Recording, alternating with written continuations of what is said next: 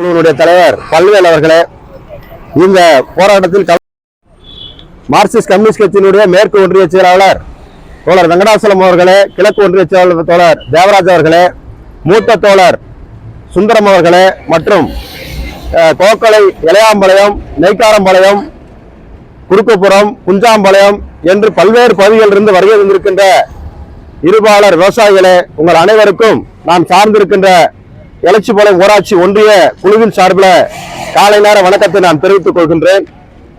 இந்த ஆர்ப்பாட்டம் நாமக்கல்ல போன வாரம் ஒரு ஆர்ப்பாட்டம் நடத்தினோம்.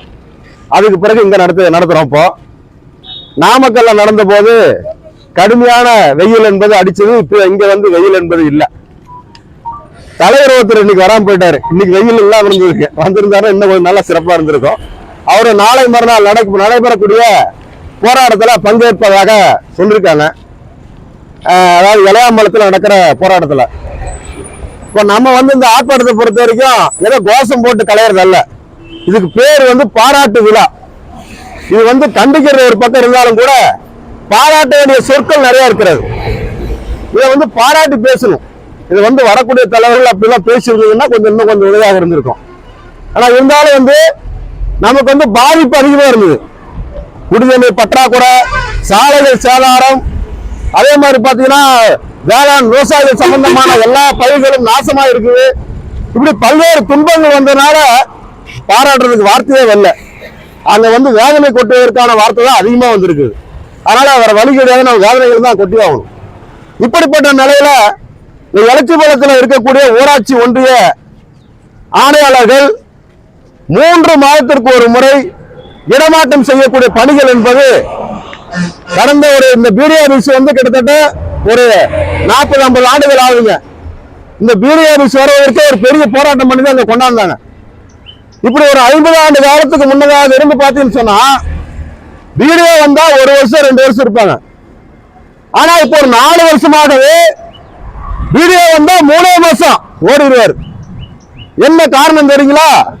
அங்க ஒரு ராஜாங்கிற பேர்ல ஒரு யமதர்மராஜா உட்கார்ந்து இருக்காரு. கோக்கலையில ஒரு யமதர்ம ராஜா விவசாயிகளுடைய வாழ்வாதாரத்தை நசுக்கி கொலை செய்யக்கூடிய ஒரு வேலை. கொலை செய்யணும்னா வெடி வச்சு அந்த கல்லால கொலை பண்றது. அப்படிப்பட்ட ஒரு கொலையார ராஜா கோக்கலை இளையாம்பாளையத்தில் இருக்கிறதுனாலதான் இங்க இருக்கிற பிடிஓ 3 மாசம் வந்தா ஓடிடுவாங்க. மனு கொண்டு போய் இன்னைக்கு கொடுத்தீங்கன்னா இப்ப 2 பிடிஓ இருக்காங்க. பிடிஓ மாத்தவும் நினைச்சீங்கன்னா இந்த கோக்கலை இளையாம்பாளையத்திலிருந்து கொண்டு போய் மனுவை கொடுத்தீங்கன்னா மாத்திடுவாங்க. வேற எதுவுமே பண்ண வேண்டியதில்லை. அவர் தப்பு பண்றாருன்னு வேற ஒரு கோரிக்கை மனெல்லாம் கொண்டாந்தாலும் கொடுத்து மாத்த வேண்டியதில்லை. கோக்கலை இளையாம்பாளையத்தில் கல்குவாரியை தடை செய் அப்படின்னு மனு கொடுத்தாலே மாத்திடுவாங்க. ஏன்னு சொன்னா ஒண்ணு கையெழுத்து போடுறது ஒத்துக்கணும், இல்லைன்னா கையெழுத்து போட்டு லம்பா வாங்கிட்டு ஓடணும். இந்த 2 வேலை செய்யணும்.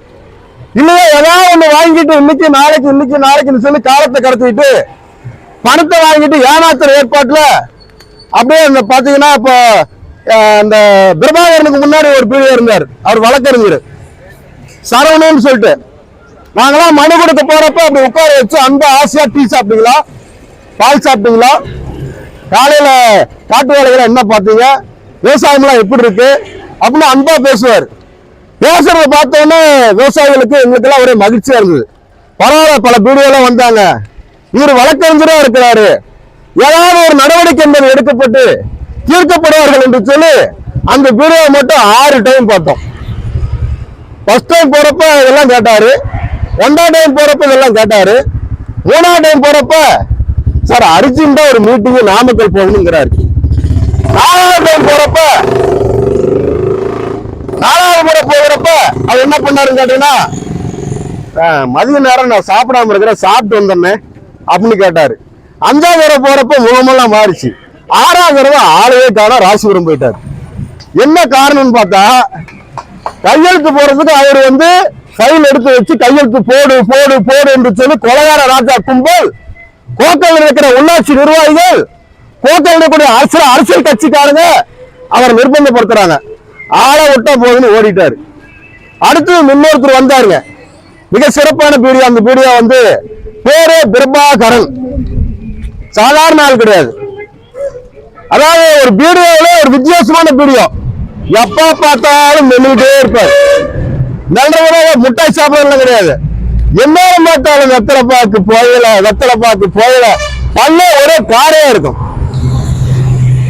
இப்படி அவருடைய நடவடிக்கை பார்த்தீங்கன்னா ஏதோ மகாராஷ்டிராவில மத்திய பிரதேசத்தில் இருக்கக்கூடிய போர் வண்டி ஓட்ட போறவங்க பான் பிராக் போடுவாங்களா, வெத்தலைப்பாக்கு போடுவாங்களா, அந்த மாதிரி ஒரு வீடியோ படிச்ச வீடியோ நம்ம தோழர் சுந்தரம் தோழர் திட்டின மாதிரி ஒரு மோசமான முட்டாள் வீடியோ. பிரபாகரன் அவரு வெத்தலைப்பாக்கு போட்டு ஜாலியா உட்கார்ந்து இருந்தாரு. அப்பதான் நான் முத போறேன். நம்ம பல்வேறு அவர் சார்பில் அவங்க ஒரு 5-6 பேர் வந்திருந்தாங்க. நாங்கெல்லாம் பார்க்கலாம்னு போயிருந்தோம். பூசன் தோழர் உட்பட வந்திருந்தாங்க. போறப்ப வாங்க வாங்கினாரு. உட்காரவே கோக்கலையான்னு கேட்டாரு. ஆமாங்க கோக்கலை தான், ஏன்னா பச்சை துண்டு போட்டு போனோம். கோக்கலையான்னு கேட்ட உடனே மனுவை கொடுத்தோம், வாங்கினாரு. நாங்க கொடுத்த பேசுறான்னு போறப்ப அவர் அப்படியே படிச்சுட்டே இருக்காரு. எப்போதும் நம்ம மனு பார்த்தீங்கன்னா 4 பக்கம் இருக்கும், ஒரு பக்கம்லாம் இருக்காது. 4 பக்கம் இருந்தாலும் விளக்கம் தெரியும் சொல்லி 4 பக்கம் போடுவோம். படிச்சுட்டே வந்தாரு. படிச்சுக்கிட்டே இருந்த டக்குன்னு இல்ல இவ்வளவு பெரிய அநியாயம், கோக்கலையா இவ்வளவு பெரிய அநியாயமா, இது நியாயமே இல்லைங்க, நம்மளால விவசாயமே பண்ண முடியாதுங்க அப்படின்னு சொன்னாரு.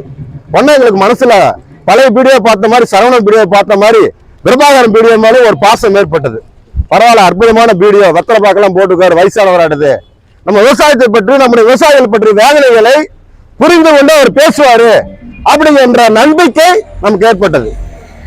படிச்சாரு, காதால கேட்டாரு. ஏறத்தாழ ஒரு 3/4 மணி நேரம் அங்க நடக்குது விவாதம். விவாதத்துக்கு பிறகு அவர் சொல்றார், இந்த சினிமா படத்துல சிவாஜி வருவார்ல, வரி கட்டினா அதை கட்டினா இதை கட்டினா அப்படி வருவார்ல வேகமா, அந்த மாதிரி அந்த வீடியோ எந்திரிச்சு நின்று உடனே வருவேன் கோக்கலைக்கு அப்படின்னாரு. உடனே நம்ம பல்வேறு அவர் தலைவர் வந்து கேட்டாரு, இது மாதிரி தாங்க எல்லா வீடியோவும் சொன்னாங்க, உடனே வரணும், எந்த வீடியோவும் வரலீங்க அப்படின்னு அவர் கேட்டாரு. அதெல்லாம் முடியாது, அந்த வீடியோ வேற, நான் வேற மாதிரி, நான் உடனே வருவேன் அப்படின்னாரு. நம்மளும் வேற மாதிரின்னு நினைச்சோம். வீடியோ வருவாரான்னு பார்த்தா வரவே கிடையாது. நம்ம என்ன பண்ணோம், வீடியோ வரல, நடவடிக்கை எடுக்கல அப்படின்ட்டு காலையில 9 மணிக்கு கிளம்பி நாமக்கல் கலெக்டர் ஆஃபீஸுக்கு போனோம். கலெக்டர் ஆஃபீஸ் போனா உடனே வர முடியாது, காலையில போனா மத்தியானம் ஆயிடும். இவர் தெரிஞ்சுட்டு இந்த வீடியோ என்ன பண்றாருன்னா, இவர் ஒரு டீம் சேர்த்துறாரு. என்ன டீம்? கொலகார ராஜா டீம். கொலகார ராஜா டீம் உள்ளாட்சி சேர்ந்திருக்கிற பிரதிநிதியை சேர்த்துறாரு. சேர்த்துக்கிட்டு நாங்க கலெக்டர் ஆஃபீஸ்ல எத்தனை மணிக்கு உள்ள போறோம், எத்தனை மணிக்கு வெளியே வர்றோம் என்ற தகவலை தெரிந்து கொண்டு அந்த வீடியோ எங்க போறாருன்னு கேட்டீங்கன்னா நேரா குவாரிக்குள்ளார் போகுதுங்க. போறப்ப எப்படி போனான்னு தெரியல, வர்றப்ப நாமக்கல்ல மனுவெல்லாம் கொடுத்துட்டு விவசாயிகளாகிய நாங்கெல்லாம் வெளியே வர்றப்ப கரெக்டா எங்க கண்ணில் படுறாங்க. நேரங்காலம் பாத்தீங்களா, நேரம் எப்படிங்க, நம்ம என்னதான் பாதிக்கப்பட்டிருந்தாலும் கூட நமக்கு நேரம் என்று ஒன்று இருக்கிறது. இந்த வெயில் எப்படி வராம இருக்குதோ அது மாதிரி ஒரு நேரம் என்று இருக்கிறது, நம்ம கண்ணிலே படுறாங்க. யாராரு?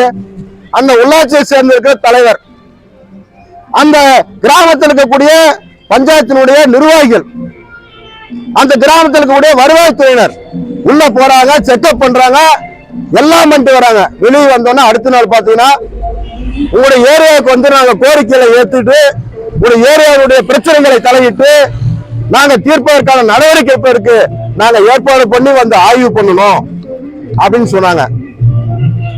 அந்த வண்டியை எடுத்துட்டு போறோம். ஒரு நோன்பு என்று சொன்னா அது தை திருநாள். இந்த தை திருநாள பச்சை துண்டை போட்டு நாங்களும் போனோம். வீடியோ பாத்தீங்கன்னா வெள்ளை வேட்டி கட்டி இருந்தாரு, அன்னைக்கு பேண்ட் போடல, வெள்ளை வேட்டி கட்டிக்கிட்டு கருப்பு கலர்ல ஏதோ ஒரு ட்ரெஸ் நினைக்கிறேன், ஏதோ சட்டை, இந்த சட்டை போட்டு நின்றுட்டு இருந்தாரு.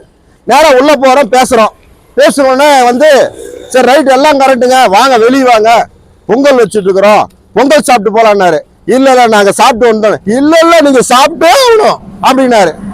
நமக்கு ஒரே மகிழ்ச்சி, பரவாயில்ல இந்த வீடியோ தலையிட்டு பொங்கல்லாம் சாப்பிட சொல்றாரு நம்மள அப்படின்னு நம்ம எதிர்பார்த்தோம். அப்புறம் சொல்றாரு, வேட்டி நீங்க எல்லாரும் கட்டுறீங்க, நல்லா டைட்டா நிக்குது, நான் கட்டுன வேட்டி இடுப்புல நிக்குதானே தெரியல அப்படின்னாரு. அப்புறம் தான் தெரிஞ்சது ஏன் இந்த வேட்டியே இடுப்புல நிக்கலன்னா அவ்வளவு கட்டுக்கட்டா பணம் வாங்கிட்டாரு. அன்னைக்கு வாங்கிட்டாரு, வாங்கினால்தான் இந்த வேட்டி இடுப்புலயே நிக்கலாமா, பெல்ட் போட்டு கட்டிருந்தாருனாரு. இப்படி ஒரு கேவலமாக கிண்டல் பண்ற ஏற்பாடு, விவசாயிகளுடைய கோரிக்கைகளை கொடுக்கறப்ப பொங்கல் சாப்பிடு, இடுப்புல வேட்டி நிக்க மாட்டேங்குது, அங்க வேட்டி நிக்க மாட்டேங்குதுன்னு சொல்லி ஒரு கேவலமாக நடத்திய ஒரு வீடியோ தான் இந்த பிரபாகரன் வீடியோ. அப்புறம் தான் நமக்கு தெரிஞ்சது, ஓ இந்த கல்குவாரி ராஜா குவாரி இயங்குவதற்கு, அந்த குவாரி செயல்படுவதற்கு ஒரு சான்று வழங்கியிருக்கிற ஒரு அதிகாரி என்று சொன்னால் வேற யாருமே கிடையாது. 4 வருஷத்துல மாசம் மாத்திட்டு ஓடிடுவாங்க. நம்மளும் போராட்டம் நடத்திட்டே இருந்தோம். ஆனா மாத்திட்டு போற வேகத்துல கையெழுத்து போட்ட ஒரு அதிகாரி தான் பிரபாகரன். அப்படிப்பட்ட பிரபாகரனுடைய செயல்பாடு என்பது பாராட்ட வேண்டிய விஷயம். அப்படி பாராட்ட வேண்டிய விஷயம் என்று சொன்னால், அரசாங்கத்துல அரசு சார்பில் நீங்க வேலை செய்யறீங்க.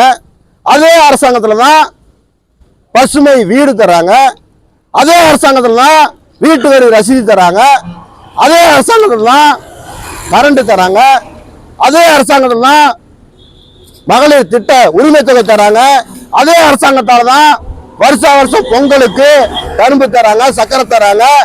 எல்லாமே அரசாங்கத்துல தருகிற போது, ஆனா பேப்பர்ல மட்டும் அரசாங்கத்துல கோக்கலையில வசிக்கக்கூடிய நெய்க்காரம்பாளையத்தில் வசிக்கக்கூடிய மக்களே இல்ல, அங்க வீடுகளே இல்ல, அங்க குடியிருப்பே கிடையாது அப்படின்னு ஒரு பொய்யான சர்டிஃபிகேட் கொடுக்கக்கூடிய இந்த அதிகாரிய பாராட்ட வேண்டிய கடமை நமக்கு இருக்கிறது.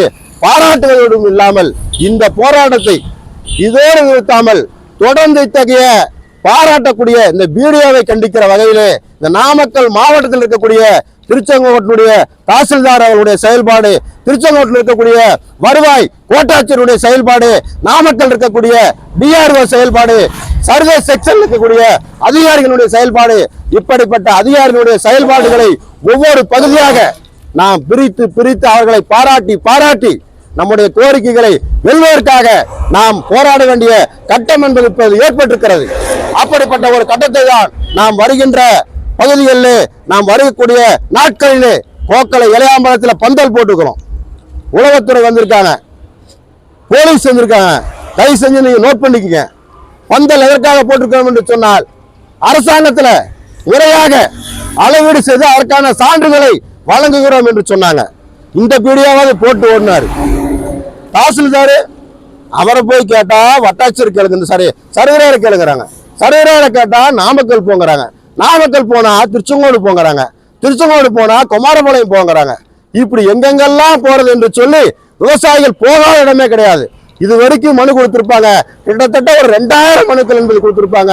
ஆனா அந்த கேடுகட்ட நிர்வாகம், கேடுகட்ட அரசாங்கம் கொஞ்சம் கூட செவி சாய்க்காமல் கல்குவாரினுடைய உரிமையாளர்களுக்கு ஆதரவாக செயல்படக்கூடிய இந்த நேரத்திலே நாம் போடப்பட்டிருக்கிற கோக்கலை இளையாம்பாளையம் பந்தலிலே நாம் மிகப்பெரிய போராட்டத்தை, அளவு சான்றுகளை நீங்கள் வழங்காமல், அந்த சான்றுகள் நம் கிடைக்காமல் அந்த போராட்டத்தை மிக சக்தியாக நாம் நடத்தக்கூடிய ஏற்பாட்டில் நீங்கள் எல்லோரும் செயல்பட வேண்டும்.